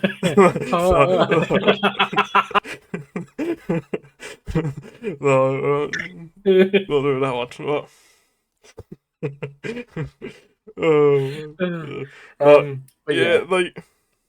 But to me, like RPD's I'll say Raccoon City is my favourite part of the game. Like just because it's Raccoon City again. And again, it tickles that Resi nerd in me. Yeah. Because you're like, because no one thought would ever go back to Raccoon City. No. No one. No one ever thought would go back to Raccoon City. Because again, everyone thought it's blown up. But then you find out why they blew it up. Mm-hmm. Yeah. Because what actually happened is obviously after they blew it up, obviously to hide the Ark. It wouldn't stop the spread. Because you find out the government didn't actually issue the launch. No. It was Umbrella who had done the launch. So they blew it up to hide the Ark. And also after what I recently found out, do you know why that spider's there? After they blew the city up, they kept raining Raccoon City with viruses. After. Yeah. So that's why that spider's there. Oh, right, okay. Yeah. Because that's what they kept doing. They kept just raining it with different viruses. And obviously the spiders got infected and all that other fun stuff. So that's why, again, that spider's there. Because I did think, why is this spider here? Because this whole city got blown up. But then I recently found out that's what they did. So now it makes sense. Yeah. Of why that's there. Yeah. But like, even though like everything is shot to shit, everything is like dusty and brown and minging, it was still beautiful. Yeah, that's the thing. It's even though it's destroyed, but it's just like the level of detail again. Like when you first, obviously after you do the bike section, you do like obviously get the bomb detonator parts, and I love seeing the gas station. Like when I first saw it, I thought, is that the Resi 3 one? That's what I thought, but no, I remembered. Hold on, it got completely blown up, so it wouldn't be the one. But they sort of nodded to it and say, like, here's the gas station. Like, do you remember this in Resi 3? It's not the one, but sort of the same one, the same name, same everything. And obviously, it's really cool. You do all the fighting, chainsaw, blah blah blah blah blah. Then after you do all that part, go through that part of Raccoon City, and then you actually go into the centre of Raccoon City. Yeah. And obviously do the Victor Gideon bike fight, very Resi 4 like. It's a bit like the minecart, Resi 4, bit like that. Then when you first get off that bike, so I got off the bike and I was like, looked around, I'm thinking, can I recognise any of that? Yeah, can I recognise any of it? And I walked to the end of the street, and at the end was the big, obviously, the tanker. That was the first thing I noticed. I just went, oh. Yeah, and I was like, I looked to the left, and there's the police car. And they're saying, that's the tanker, well, there's the police car. Even though it's not in the same position again, because a bomb did go off. But obviously they're hinting at it, saying, like, there's the tanker. There's the car they arrived in. You know what I mean? Then you turn around, then you go up the same way to RPD, you're doing Resi 2. Yeah.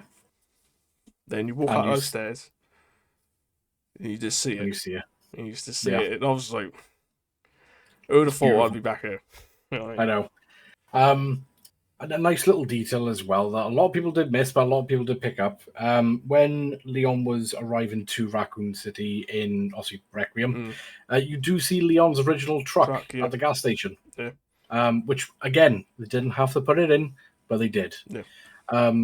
But yeah, when Leon arrived at at the RPD, and he opens the door, I was just blown away because obviously when you open the door, obviously you're in the main foyer where you got the original statue, you got the desk with the typewriter, the original item box, the laptop, everything is there, but obviously it's all damaged. And it almost brought a tear to my eye because you're thinking, like, you know, we've seen Leon grow from, like you said, green behind the ears, rookie cop to now, almost 20 years later, and Leon is going back to revisit RPT, where it all started for him. Yeah, the whole thing is where it all started for Leon. You know what I mean? That's where his journey began.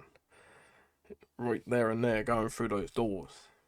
And he's back again after like 20, 30 years. You know what I mean? He's back to literally where it began. And like, you do see, as you go through the RPD, he has sort of flashbacks, especially when he sees Marvin's nameplate. And he even says, was it Lieutenant Branner? Leon, like Kennedy, reporting for duty when he sees it. Yeah. And like those little touches again, and like you see a little bit of the flashback. You also see like he's still playing that like trauma in his head still, even 30 years later. Yeah. Because like Sherry asks him as well, "Do you think about obviously this still?" Yeah. And he says every day. Like Yeah. every day, I'll think about what happened here. And it's just those little details when somehow the welcome Leon Science survived. Yes. Unless Cino made it for him. Or fixed a Gideon. They say Leon's coming, quickly make it for him. Yeah. But again, it's just like those little details as well. When you go into the little office, the West Side one, I believe, where the sign originally was. And obviously, in the remake 2, you gotta do a little code to unlock Leon's desk. And those little logs are still on the floor. I didn't notice that. Metal Ozzy showed me. And I was like, Jesus Christ, they didn't have to put that in, but they did. Yeah, like if you look down where the desk is, those still same logs are still on the floor. And even like the safes as well. Yeah, the safes are all still there, all opened. Yeah. It'd be good if they had sort of reopen them. Yeah. Do you remember the code? But like, even if when you interact like with the typewriter, it says, "Oh, I doubt this thing still works." Yeah. But for me, RPD is my favorite area. Just to be able to go back through it, they pay an amazing homage to the to RPD, and there's even there's quite a few little Easter eggs in there as well. You can see Rebecca's photo. Yep. You see if you do Barry. Yep. Yeah, if you do Barry's little Easter egg hunt thing, you unlock a cabinet where you get like a unique charm. You get 2 little raccoon zoo tickets, which is a reference to, is it Resi Survival or Resi Outbreak? Outbreak File 2, I believe, because you actually go to the zoo. You see the zombie lion and you see the elephant and the all zombies in that. I'm pretty sure it's File 2. Yeah. But if you look a little bit closer, then Capcom pays homage to themselves. So you got like the Street Fighter posters, and there's even the original Resident Evil 1 box art for the PlayStation 1. I thought that was a really nice touch. And then you see, like after exploring, you see 2 returning characters. One I didn't expect either of them. No. One of them made me laugh. One of them made me excited. Yeah. So when you go in through, if I'm not mistaken, I think it's the room where you get the key, the JoJo key. Yeah. And you hear like a weird noise, and then you pan to like the left or the right, and turns out Tofu survives. Yep. I mean, he is a survivor. So. He is. Tofu's there, like leaning across, like saying, "I'm still alive." Yeah. But it's just, again, I thought it was a really good touch, even though like, it's supposed to be like I say serious, but like you know what I mean, like. They still got time to like put that little joke in, say like, "Oh, look, Tofu is still here." And obviously, a lot of people will actually play Resident Evil or only just play like the story and won't actually go and do like the extra parts and see Tofu, because like Tofu's in the original 2 as well, and all that fun stuff. So to them to say like to pay homage to Tofu and say like, "Oh, look, Tofu's still alive, he survived." Yeah. And another little detail with Tofu, if you shoot him, he does take damage. He loses bits of tofu. Why would you do that, though? Well, for science. That's what I did. Evil. But yeah, RPD is one of my favorites. And so I did RPD a little bit sooner than Metal did. So I wanted to be there when Metal experienced RPD. So we joined a call together, went a bit of a laugh. And there was one little detail that did make me laugh, because you were like, "Where's this raccoon collectible?" And it was in the library. You could hear it, and I was like, "Oh, right, okay, I know where it is."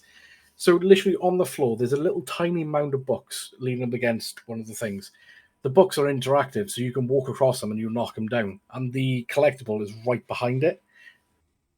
It's so sneaky. Yeah, no, sorry, I was in that library for about It's 8 minutes looking for that. I could hear it. I was looking around, looking every shelf, up, down, no, everywhere.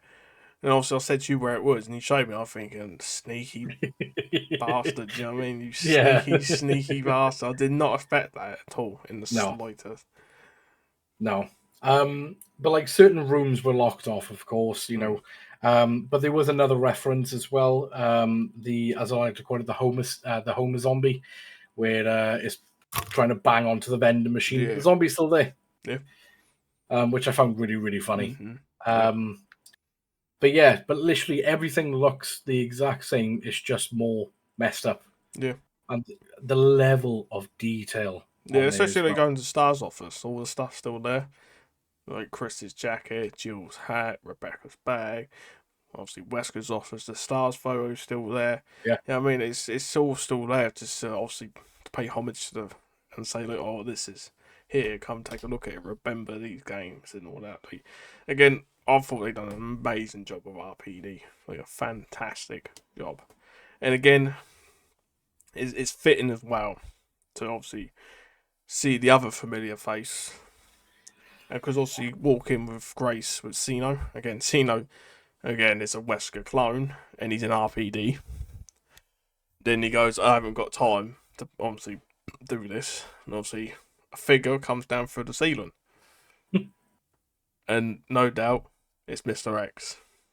After all these years. And even Leon goes, I remember you. Remember you? Yeah. And then he blocks his punch, gets uppercutted into the chest, gets launched. He goes, I remember that too. So even that was just like, just that. Yeah. Even though that, again, like the Mr. X part is just a short part, again, it's meant to say, like, another throwback and say, oh, Mr. X, you're an RPD, so hello, have a Mr. X to fight for a little bit, you know?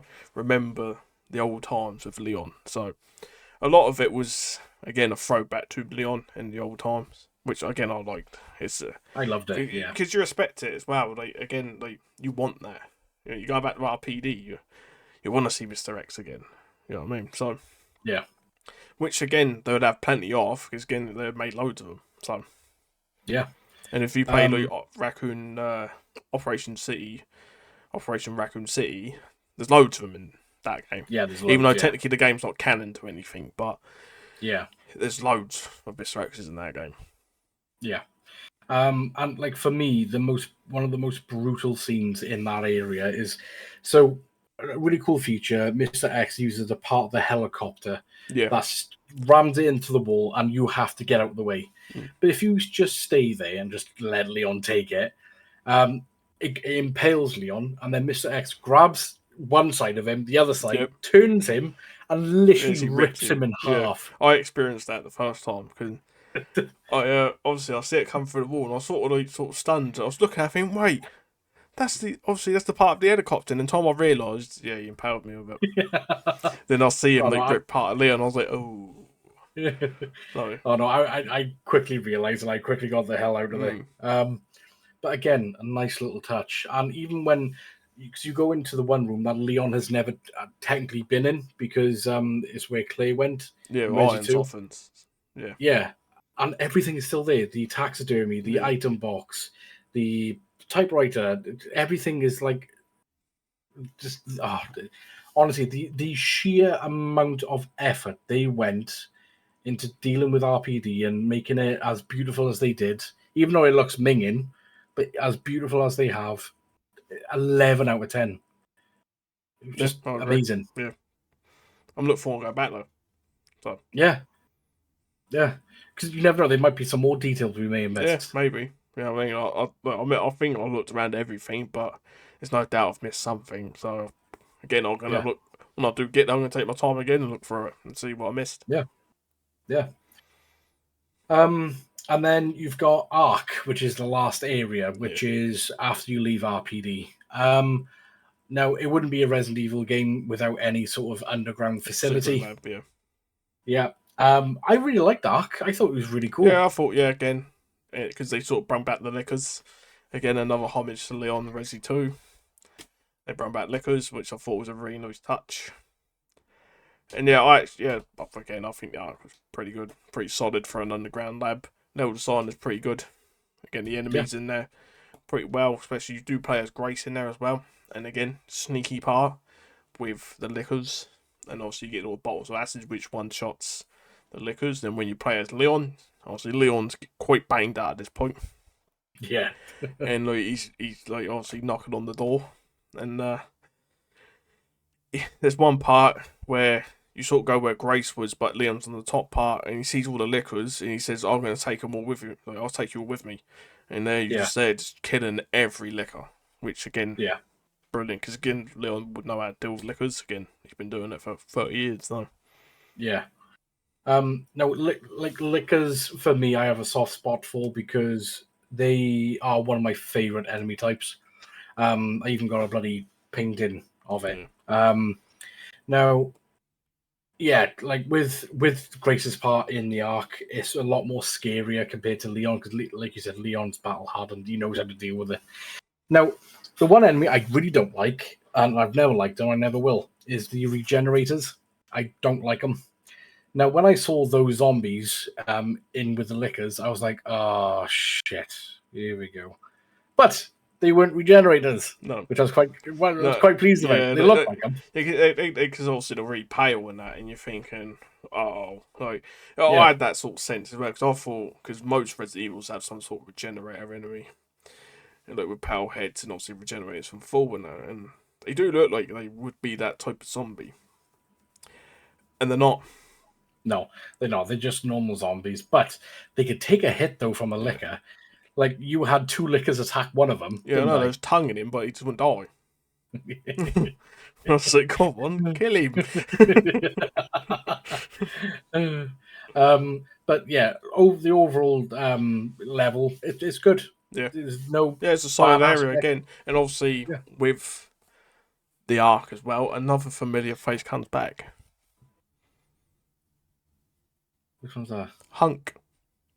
Yes, Hunk. I forgot because he said he thought finally I'll get to meet you, Mr. Kennedy. Well, Leon Kennedy, whatever he calls him.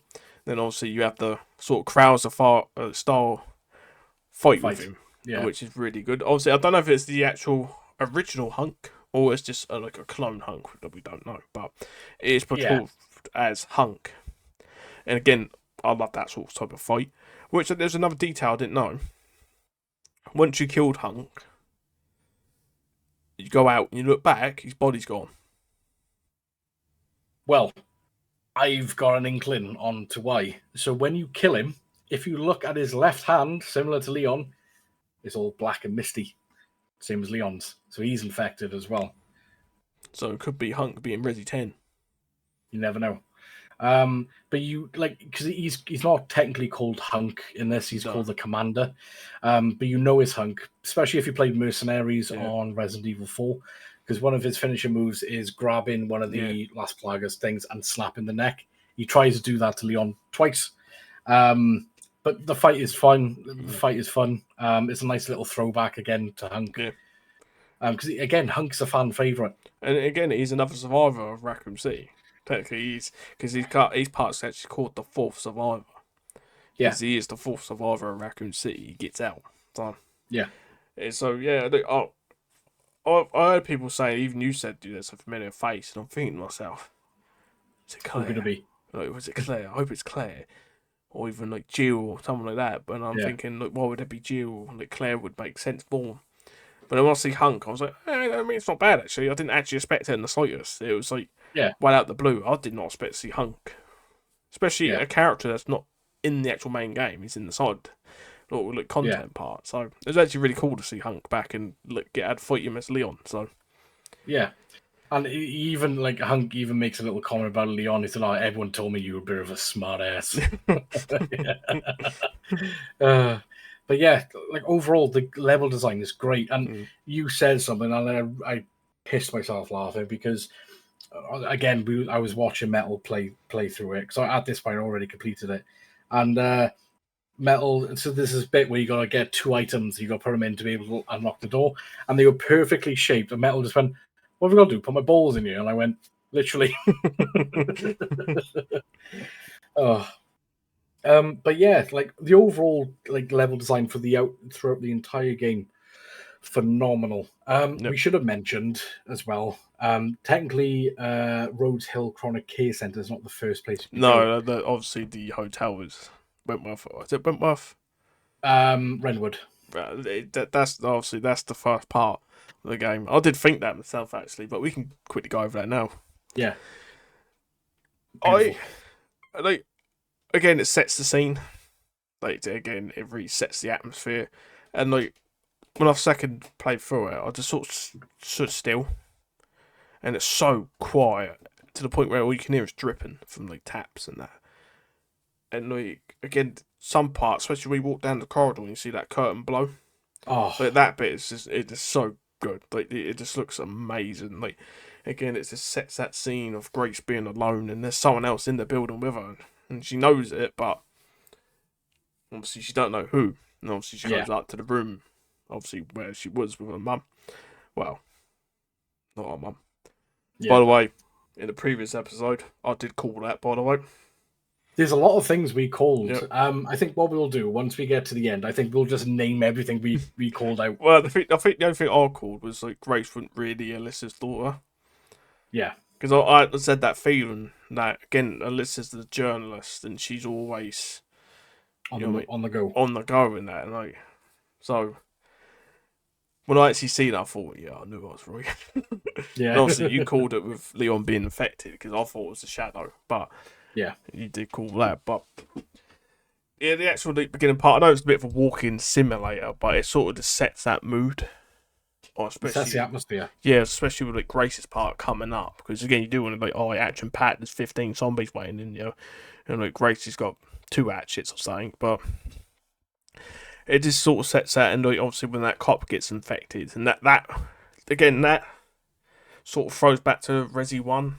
Where you first see the zombie when it turns its head, it's sort of a bit like that for me. You sort of see him turn, and it's like obviously really creepy. And obviously, you do the part where he's got the shotgun. I do admit, I did take one shotgun to the face. I do admit that. I did take one, didn't die, but I did take one. But that whole I know it's a bit of a walking simulator, but I think it really sets the game up to what's to come. So. Yeah, that's what I think about the first part. Yeah, and it's beautiful to look at as well. Absolutely stunning. Right, the main boss fight. So you've got Mr. X, aka is when he goes into his tyrant formation. Now, you can tell, like for me, this fight was a lot easier compared to Leon back in Resi 2. Yeah, because you could parry him. That's why. Yeah. Like it was a lot better. Yeah, because instead of having that one-shot move now, you can parry it. So it made the fight 10 times easier. Now you could sort of see why there's not a parry system in 2. Yeah. Because if you had that last fight and you went against Mr. X Super Tyrant, obviously he's supposed to be the main boss in that game. In this one, obviously, he's not. It's just a side boss. So if you could just parry him, it'd just be... And again, it makes sense as well. Because again, Leon's not trained like that. No. He's only gets trained like that once, obviously, he's going towards Krauser. The Krauser and all that. So again, it makes sense when it's not a parry system. The only thing I'd wish there was maybe was like a dodge system in 2, but I mean, there's only little small things the game still and so. But yeah, the fight's a lot easier now because you could just parry a lot of the Tyrant's cars, but obviously you can't parry him throwing a car at you, but... No, yeah, he literally, like, when I was watching Metal play, he literally had a car tossed at him, and he got lobbed into the car as well. Yeah. I did try to parry the car, and I thought, just in case, I could parry a car, but no, you can't. Oh.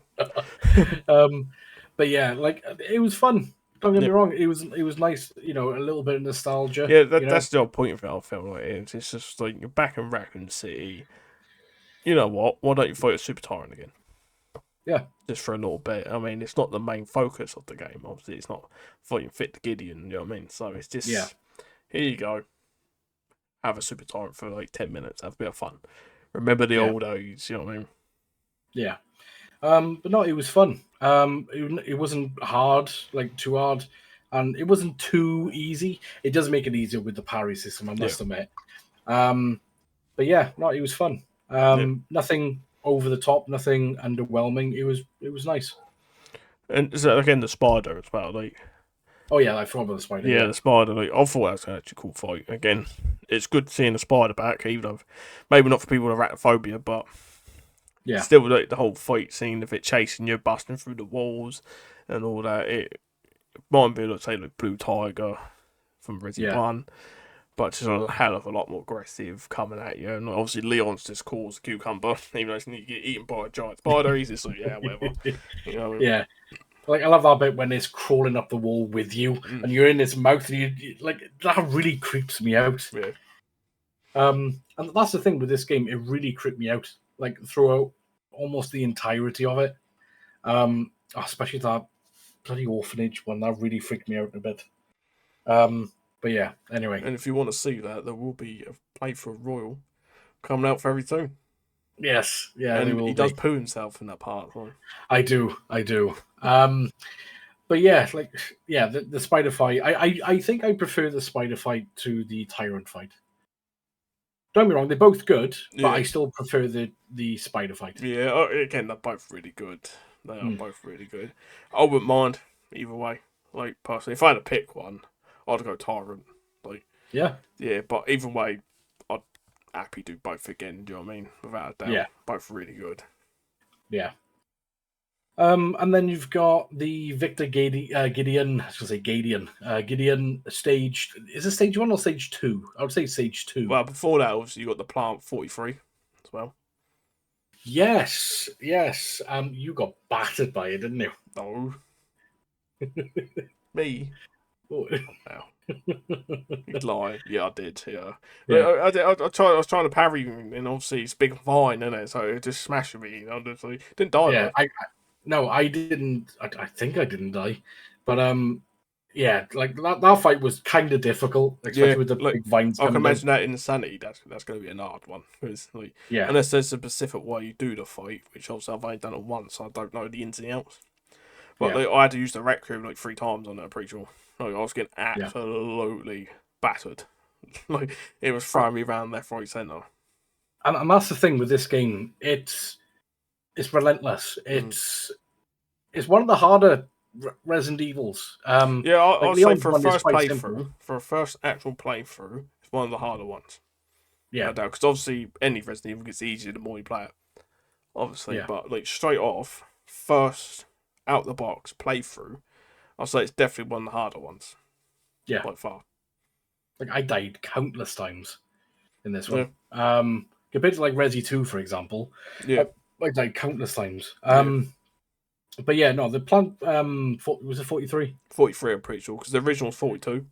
So Yeah. I'm pretty sure this one was called 43. Again, decent fight. Yeah, I'll get on. It might be just me being a Resi nerd. I enjoyed it. Sorry again, get the phone call again. It's Babe Station.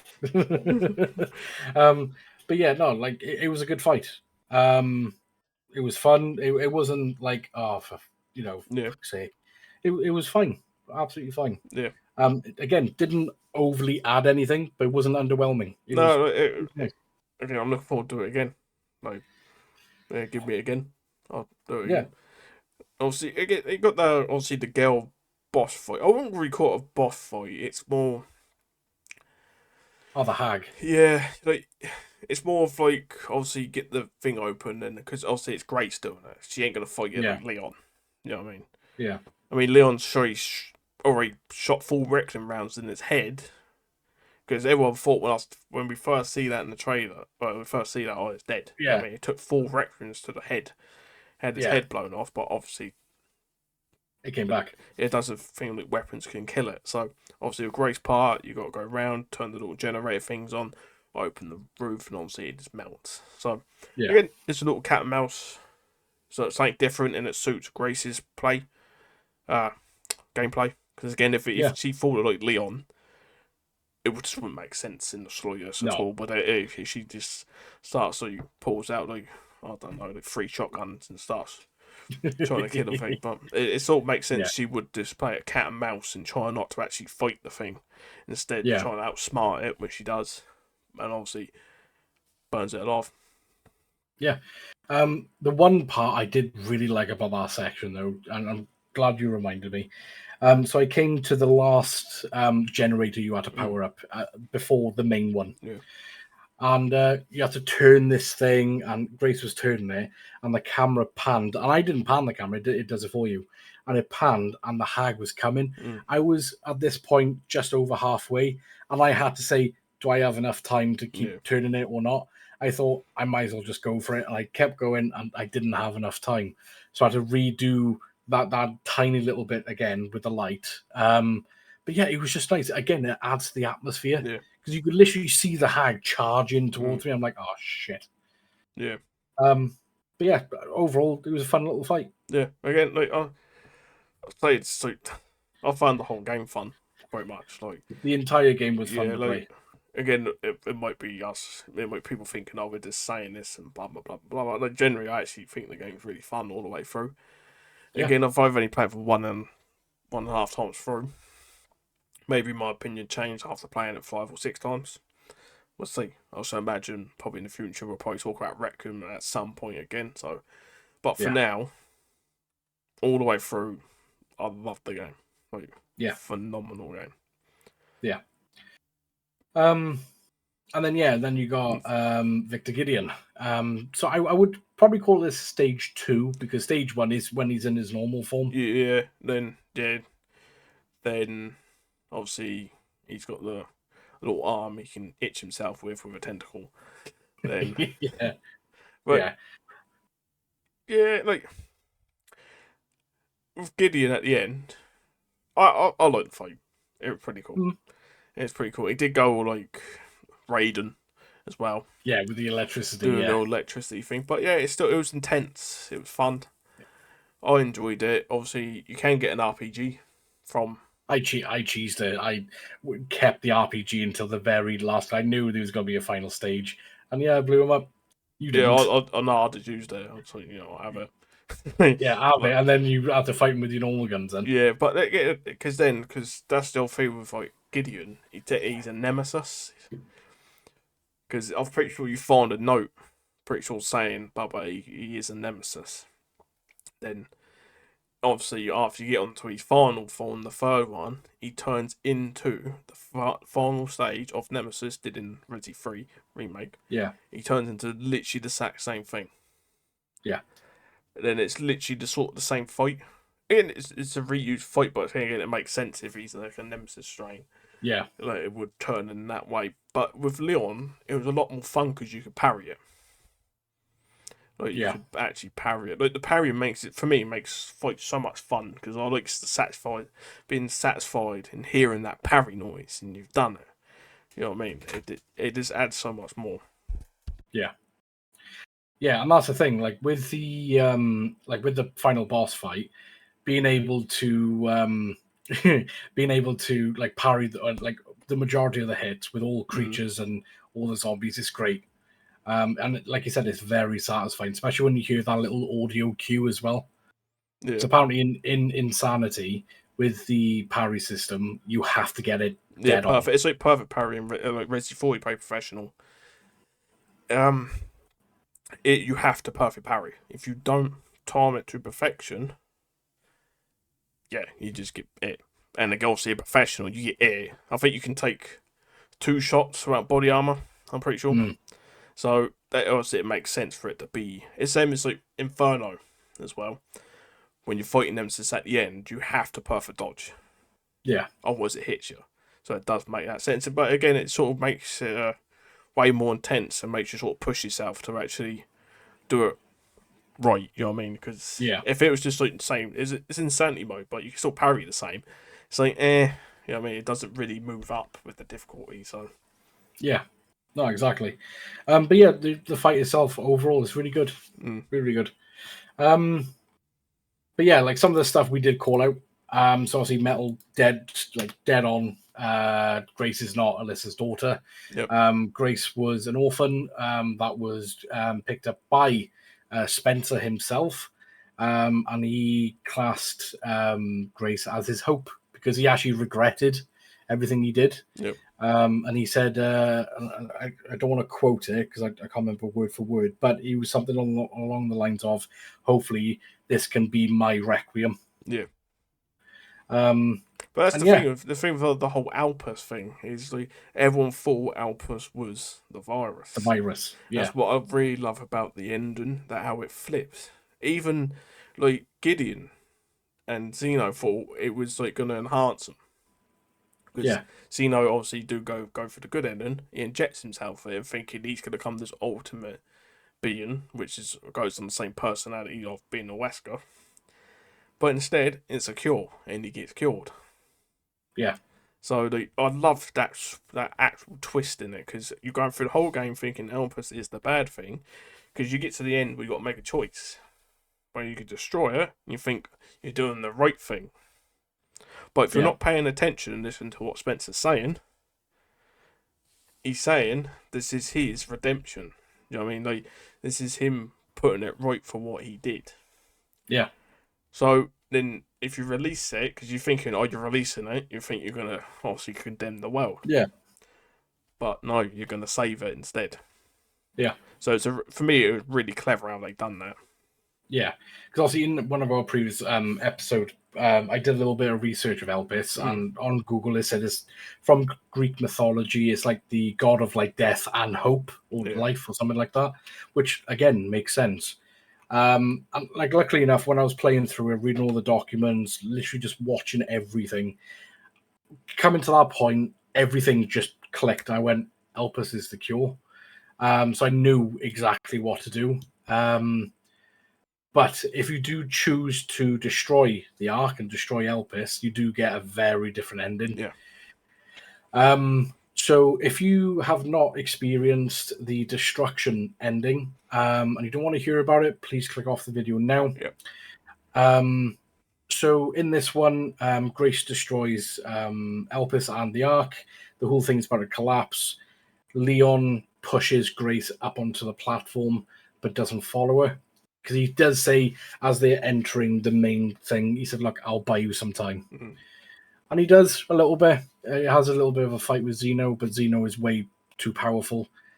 And as Leon then says, at least I could save you, he looks Zeno straight in the eye. Zeno whips out this bloody hand cannon of a thing and blows Leon's head off. Literally He could blows his still head off. live. He might have aided it. You know what I mean? He might have grappled away. No head. Just chuck ketchup, like. But yeah, and then Grace goes up the elevator, and then that's it. That's literally the end. Now, thankfully, that's not the canon. No. The canon is releasing Elpis. Yeah. And obviously, Leon lives. And he's getting ready to have barbecue with Chris and Claire. Yeah. Yeah, again, I've really loved the twist of it, and like thinking Alpus was really. Everyone thought Alpus was bad. I did as well. Yeah, everyone thought Alpus was because like even Victor Gideon saying that we want to release Alpus, and you think, oh, but if you just don't pay attention and don't listen to what Spencer is saying, and actually, because at first I didn't notice because obviously you was watching me and you sort of like because you said to me, do you want to know which one's which? And I was like, yeah, God, I don't. And then you told me, and then you sort of explained it, and I was like, oh, fuck me, yeah, like actually listen to what Spencer's saying and saying grace is the hope and the password is hope to obviously release it and obviously cure it of this team fight. So obviously Leon Sherry can live. So again, I love the actual ending of the game. It's probably one of my favourite endings of any Resident Evil. Yeah, it's nice to have the choice as well. But yeah, like literally, Metal chose destruction, but before confirming it, he was like, "Oh, I want to know." I was like, "Right, what you're about to do is the bad ending." Yeah. And then I showed him what the bad ending is, and we both just went, "Jesus!" Yeah. It is gruesome. But at least in the canon ending, Leon is alive. And like you said, he's off to the barbecue in probably Europe, knowing Chris. Yeah. His wife, Claire. But, yeah. Now, the game overall, this is my top 3. I would probably say top 2 favorite Resident Evil games of all time. I would say I still love Resident Evil 2 Remake. It's still one of my favorites. And then it would be Requiem. And then in third place would probably be Code Veronica. But yeah, This game is truly phenomenal. Yeah. Capcom needed to hit a home run. Yeah, they and they did. They had to in this one. They really did. And when they said this is the most expensive Resident Evil game we've ever made, you can see it. Yeah. The love and passion they put into this game is phenomenal. Yep. Like, for me, I'll definitely say this game's obviously 100% 10 out of 10. Phenomenal. And I agree, I'll say this is probably my top 3 with Resident Evil 3 OG. And there's a toss up now. Resi 4 remake? Umbrella Chronicles. Dead Aim. Resident Evil Dead Aim. I'll probably say Resident Evil 2 remake as well. Again, I really enjoyed this. And the original was like one of my favourites growing up, so I would say that. Yeah. I'll say that's definitely my top 3. And like you could even argue that Requiem could be one of the best Resident Evil ever made, if not the best ever made. It could be argued. Obviously, I'm not going to say it is, because again, I haven't played it enough to come to that conclusion yet. Obviously, I want to play it a good amount of times before I come to that conclusion, but it's definitely up there as one of the best made. Oh, 100%. Best made full stop for Resident Evil, and one of the best canon games in the mainline series. Because it's where if you sort of like take away the remakes, Resi 2 remake, Resi 4 remake, Resi 1 remake, and just go through the actual original lineup, like this one is so good. Like, don't get me wrong, I'm not saying all the rest are bad. I love the OGs. I grew up playing the OGs, so I don't mind my Resident Evils. But Requiem is just like, it sort of like hits everything, and it should be what a Resident Evil should be. Yeah. And like, again, it's definitely one of the best, and it might be the best. I'll just have to play it. This is my opinion, but I have to play it a lot more, because again, I've played all the others like so much, and so I need to get to know the ins and outs of this one and all that, and then I can decide if this, for me, is the best Resident Evil ever made. Yeah, no, I agree. But yeah, this game, easy 10 out of 10. Yeah. My only gripe, and this is just like, so for me, I would have loved to see more complex puzzles, because I like to make myself feel like an idiot. But it's like the same way I like my steak medium rare. Some people like them well done. Yeah. But that's fair. Every game's not perfect. Even like Requiem's not perfect. Everyone's gonna have that little bits and pieces, but those little bits and pieces is not enough to like downgrade it. You know what I mean? It's only like tiny little bits. It's not like nothing major. You know what I mean? It's just like all through the game. It's just absolutely solid. I agree. I like puzzles. Again, I grew up playing the old ones, so I like the puzzles. Even the puzzles in the game are pretty good. They're decent. They're decent. Like, it could have been a lot more, say, harder puzzles or something like that, but it wasn't like necessary. No, it wasn't necessary to have, but it would have been nice. But for me, it's not enough to like say, oh, it's a okay game. You know what I mean? Yeah, no, sorry. Yeah, I would. For me, I think that would be incredibly unfair just to lower the score down because on how I like my food cooked. Yeah, like but regardless, the game for me and for Metal, 10 out of 10. Yep. I think this is the only Resident Evil game, probably any game, that me and Metal have spammed screenshots. Yeah, no joke. So good. No joke. I have never took a screenshot in any game. Like, you can look at my Steam profile, I got none. But with Requiem, I got loads. It's just beautiful. Yeah. And I've got a mid-range PC. Like, my PC ain't the greatest, but it still looked amazing on mine. So, like, imagine people, like, obviously in the 50 series, or like a 4090, or like a 4070, like yours. Like that, it must have looked so good in that. Oh, it was amazing. Like, mine's like a mid-range. It's good. It can run it in 2K. Yeah. But I couldn't run it in 4K or something like that. I couldn't do it. But yeah, it just looks so good from the beginning to the end. It just amazing all the way through.